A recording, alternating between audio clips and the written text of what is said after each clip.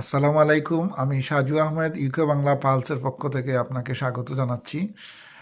নির্বাচন এসেছে মাত্র প্রায় ২ সপ্তাহের কম সময় আছে। সবাই নির্বাচন নিয়ে আলোচনা করছে। একজন প্রবাসী এবং প্রবাসী সংগঠক হিসাবে আপনিও নির্বাচন নিয়ে আপনার বিভিন্ন ভাবনা আছে। এই যে রাজনৈতিক দলগুলা বিভিন্নভাবে ইলেকশন করছে, তো তাদের কাছে আপনার প্রত্যাশা কি? আহ, আমি ধন্যবাদ সাজু আহমেদ আপনার এই প্রশ্নের জন্য। আমি একটা জিনিস আমরা খুব অধীর আগ্রহে, কারণ এই যে 24-5 আগস্টের পট পরিবর্তনের পর বাংলাদেশ যে প্রেক্ষাপটে এখন দাঁড়িয়ে আছে, যে সংস্কার, বিচার এবং নির্বাচন, তো এখন কিন্তু আমরা নির্বাচন 12ই ফেব্রুয়ারি আমরা নির্বাচনে জনগণ এবং অলরেডি আমরা প্রবাসীরা যে ভোটাধিকার পেয়েছি, তো স্বাভাবিকভাবে আমাদের প্রত্যাশা পাহাড় সমান। কিন্তু আমি জানি না কতটুকু বাস্তবায়িত হবে, কিন্তু সবার আগে একজন প্রবাসী হিসাবে আমাদের দাবি থাকবে যে সামাজিক ন্যায়, বিচার এবং ইনসাফ প্রতিষ্ঠার প্রথম মূল শর্ত হচ্ছে গিয়ে আপনার রুল অফ ল, আইনের শাসন।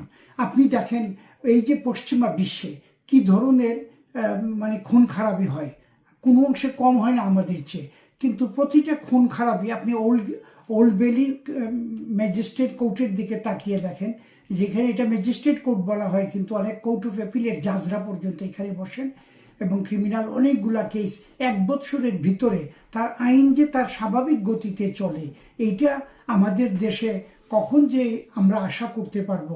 কাজে আইনের শাসন, আপনি সমাজকে ন্যায় এবং ইনসাফ ভিত্তির উপর প্রতিষ্ঠিত করতে গেলে প্রথম যেটা আইনের শাসন, আইন তার নিজস্ব গতিতে চলবে, সে যেই হোক। এই জিনিসটার যদি ব্যত্যয় না ঘটে, তাহলে কিন্তু ওই যে ইনসাফ ভিত্তিক সমাজ ব্যবস্থার জন্য যারা আন্দোলন করতেছেন, তাদের কিন্তু 80% কাজ এখানেই হয়ে যায়, যদি রুল অফ ল রিকগনাইজড হয়ে যায়। আর তো দুর্নীতির ব্যাপারে কি বলবেন আপনি? দুর্নীতির ব্যাপারে আমি বলবো, দুর্নীতি আমাদেরকে তো রন্ধ্রে রন্ধ্রে একবারে ঘুণে ধরা সমাজ ব্যবস্থা, সেই যে ব্রিটিশ আমল থেকে শুরু হয়েছিল, কিন্তু এখন এটা বটবৃক্ষের মতন হয়ে গেছে।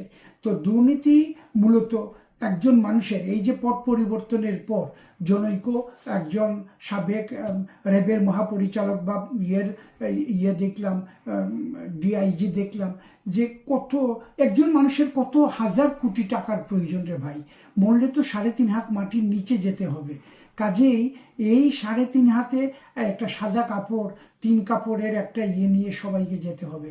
কিন্তু এই যে দুর্নীতিকে লাগাম টেনে ধরতে গেলে সর্বোচ্চ পর্যায় থেকে